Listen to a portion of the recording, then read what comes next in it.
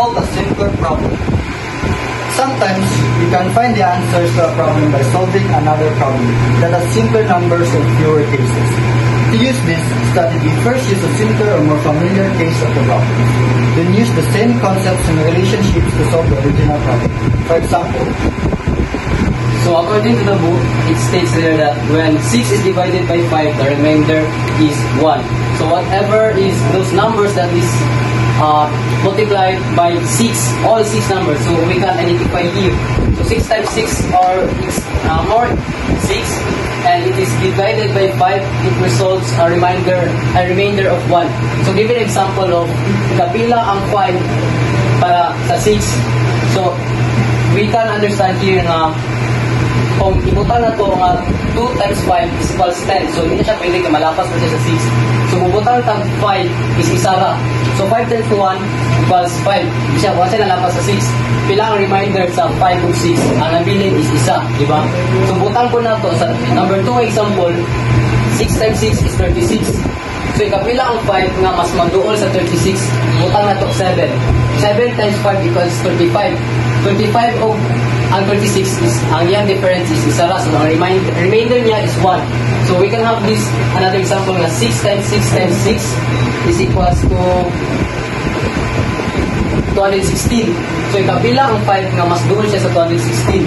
So 5 times 43 is equal to 215.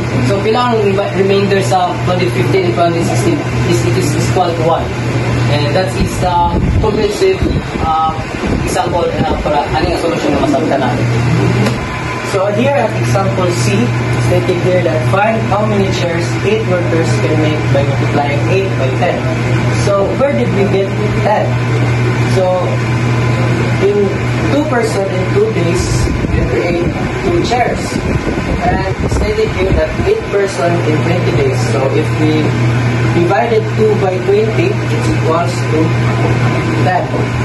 So if we multiply 8 and 10, the answer will be 8. So the 8 workers can make chairs, 80 chairs in 20 days. So we have another example. Example 1. So 4 cargoes are placed in the ship in 2 hours time. So how much cargo can be placed in 12 hours? So we have a given of 4 cargoes in 2 hours. And within 12 hours, how much cargo can be placed in a ship? So we have a example here. We have the 4 cargoes times in 12 hours time. Since 12 hours and we have 2 hours can be placed in 4 cargoes, so we divide it by 2. So once we get the solution from here, we got a 12 times 4 is 48.